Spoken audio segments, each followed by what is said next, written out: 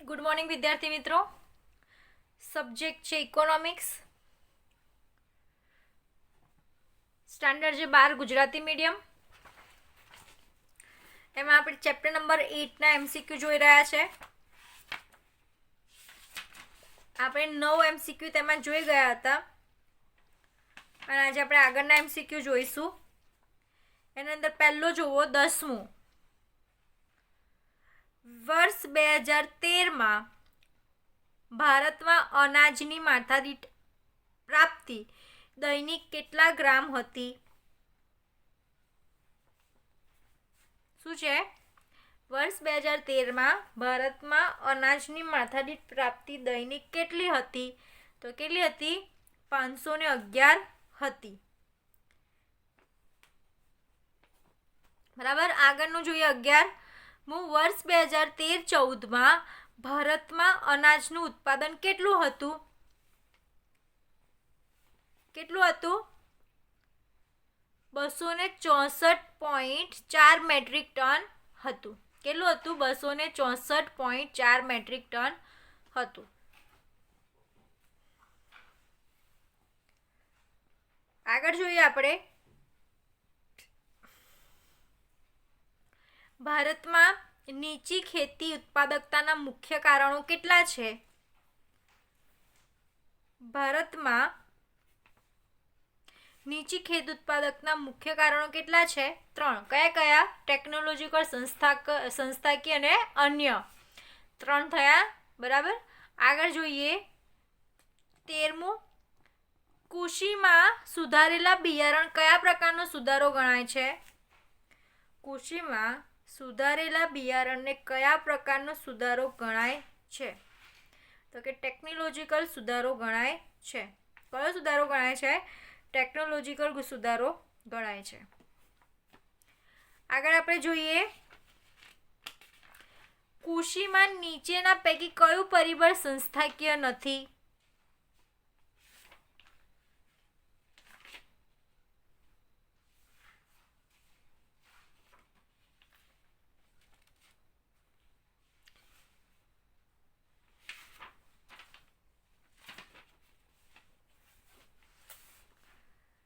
કૃષિમાં મુખ્યત્વે વસ્તીનું ભારણ એ સંસ્થાકીય પરિબળ નથી.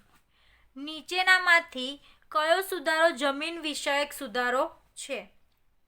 કયો સુધારો જમીન વિષયક સુધારો છે?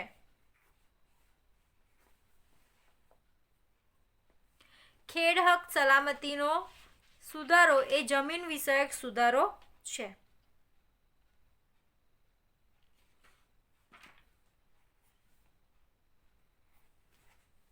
આગળ જોઈએ 16મું. નીચેનામાંથી કયો સુધારો ટેકનોલોજીકલ સુધારો નથી?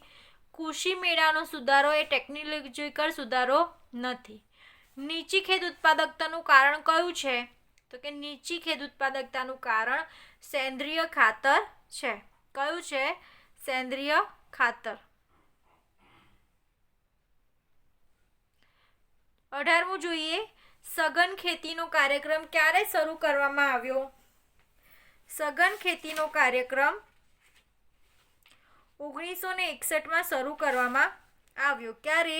1961માં શરૂ કરવામાં આવ્યો. કૃષિ પાકના મુખ્ય સ્વરૂપો કેટલા છે? કૃષિ પાકના મુખ્ય સ્વરૂપો 2 છે. કયા છે? 2 છે.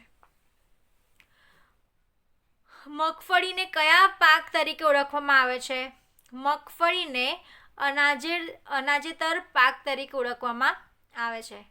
પાક ફેરબદલીના આર્થિક પરિબળો કેટલા છે? પાક ફેરબદલીના આર્થિક પરિબળો 5 છે. કેટલા છે? 5 છે. ભારતમાં ક્યારથી હરિયાળી ક્રાંતિના ઘટકોનો ઉપયોગ અમલમાં આવ્યો છે? ભારતમાં 1966થી હરિયાળી ક્રાંતિના ઘટકનો ઉપયોગ અમલમાં આવ્યો છે. અનાજના પાકમાં નીચેનામાંથી શાનો સમાવેશ થાય છે?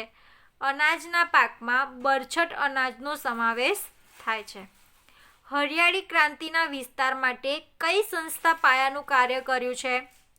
ICAR એ પાયાનું કાર્ય કર્યું છે. આગળ જોઈએ આપણે ચેપ્ટર નંબર 9.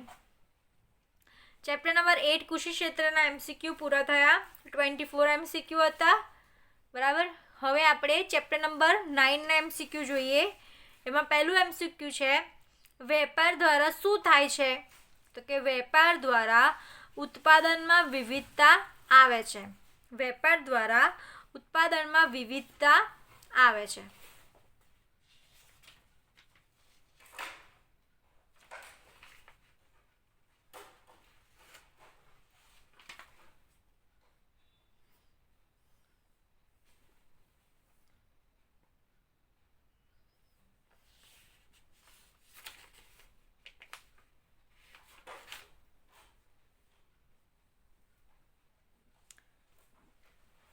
ચલો આગળ જોઈએ આપણે.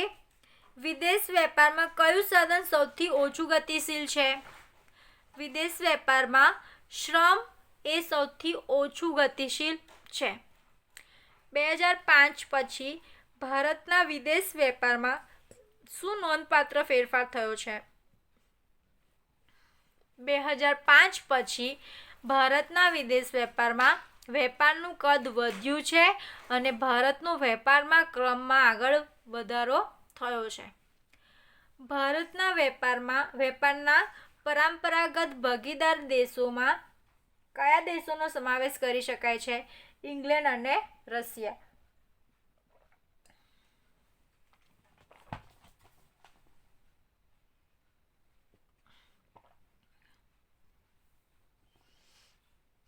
ચલો આગળ જોઈએ. 5મું છે, વેપાર તુલા એટલે શું?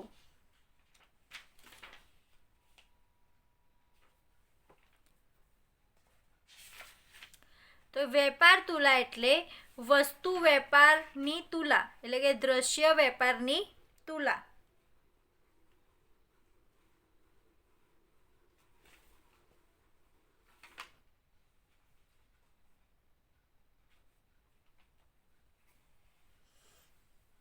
ચલો આગળ જોઈએ. લેનદેનની તુલામાં કેટલા ખાતા હોય છે?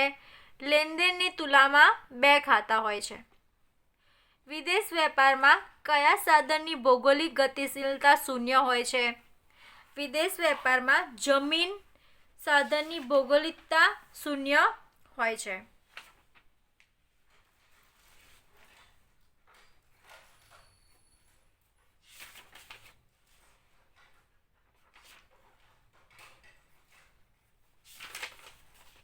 ચલો આગળ જોઈએ આપણે.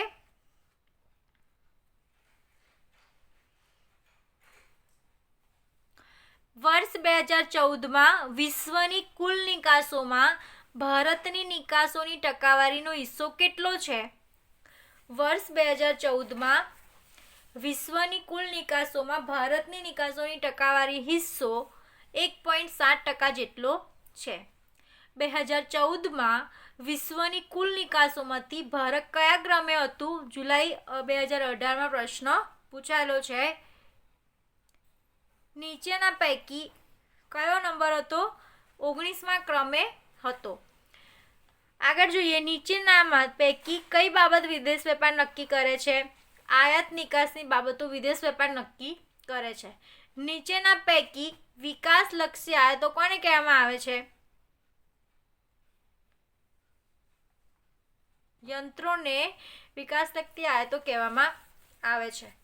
વર્ષ 2014માં ભારતની જીડીપીમાં વેપારનો હિસ્સો કેટલો છે? 2014માં ભારતની જીડીપીમાં વેપારનો હિસ્સો 38.3% જેટલો છે. વર્ષ દરમિયાન દેશની ભૌતિક અને અભૌતિક ચીજોની આયાત નિકાસોનું મૂલ્ય કરતાં ઓછું હોય તો તે કેવી વેપાર તુલા કહેવાય? તો તે ખાધવાળી વેપાર તુલા કહેવાય. કેવી કહેવાય? ખાધવાળી વેપાર તુલા કહેવાય. લેનદેનની તુલા જ્યારે જમા બાજુનો સરવાળો ઉધાર બાજુનો સરવાળા કરતાં વધુ હોય તો તેને કેવી લેનદેનની તુલા કહેવાય? તો તેને પુરાંતવાળી લેનદેનની તુલા કહેવાય. કેવી કહેવાય? પુરાંતવાળી લેનદેનની તુલા કહેવાય.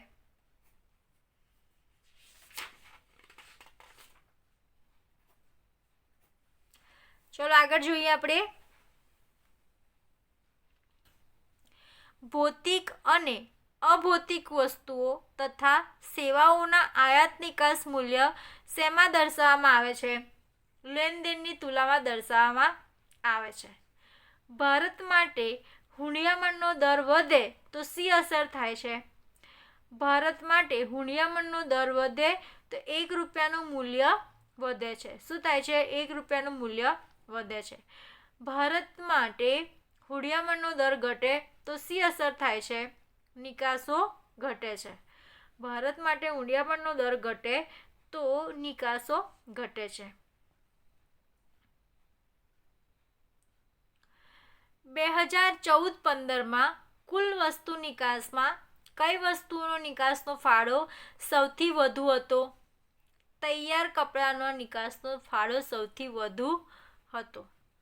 તો આગળ તમારે ચેપ્ટર નંબર 8 અને 9ના MCQ પૂરા થયા. નેક્સ્ટ લેક્ચરમાં આપણે હવે ચેપ્ટર નંબર 10 અને ચેપ્ટર નંબર 11ના MCQ જોઈશે. પહેલાં પણ મેં કીધું છે એટલા જ MCQ ઇનફ નથી.